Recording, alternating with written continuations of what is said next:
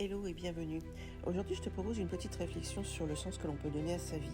Avec cette citation d'Alphonse de Lamartine, il n'y a d'homme plus complet que celui qui a beaucoup voyagé, qui a changé 20 fois la forme de sa pensée et de sa vie.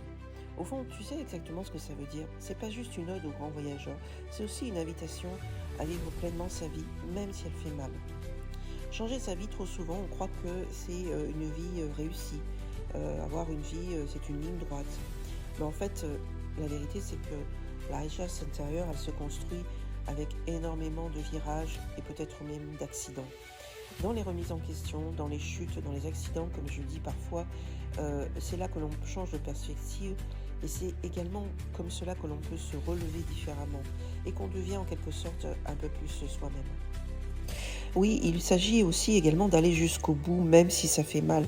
Parfois, on veut fuir la douleur parce que une relation ne marche plus, et on a un projet qui s'effondre, un rêve qui échoue. On veut couper court, passer vite à autre chose, passer d'une relation à une autre pour oublier la première qui nous fait mal. Mais pose-toi cette question.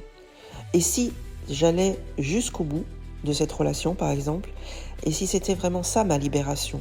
Parce que oui, souffrir pleinement d'une rupture, comprendre pourquoi ça fait mal, c'est ce qui te permet de guérir en profondeur. Pas seulement de mettre un petit pansement, un peu comme sur une plaie ouverte. Il faut vraiment parfois aller jusqu'au bout des choses. Et même si ton entourage, tes amis te disent « mais tu vas droit dans le mur, ne recommence pas ». Oui, mais tu as peut-être besoin de souffrir encore et de te confronter encore et encore, une première, une deuxième, une troisième fois, pour vraiment, vraiment aller jusqu'au bout de cette chose-là. Parce que c'est à ce moment-là qu'on peut vraiment recommencer autre chose. Et en fait aussi également, on peut avoir cette réflexion sur le sens que on peut construire dans le mouvement en quelque sorte. Ta vie, c'est pas seulement, ce n'est pas une quête de confort, mais une quête plutôt de sens. Et le sens, tu le trouves pas en restant figé, en vivant tout le temps la même chose. Tu le découvres évidemment en traversant des épreuves. Et la vie, c'est quoi? C'est une suite d'épreuves. C'est un questionnement permanent. C'est aussi des pertes. Et c'est en acceptant que parfois, tu dois changer 20 fois de cap, 20 fois de situation, 20 fois de relation, 20 fois d'idées, 20 fois d'échecs, et que tu vas pouvoir te rapprocher de qui tu es vraiment. Alors si j'ai un seul petit conseil à donner, c'est que il ne faut pas fuir la situation, mais simplement comprendre qu'on a besoin de la traverser.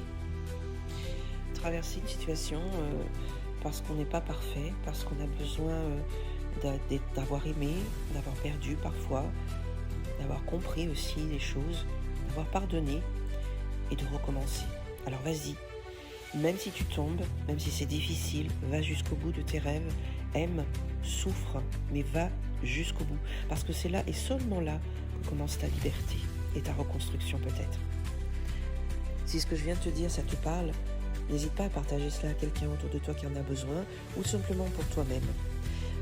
Prends soin de toi, abonne-toi, à très bientôt.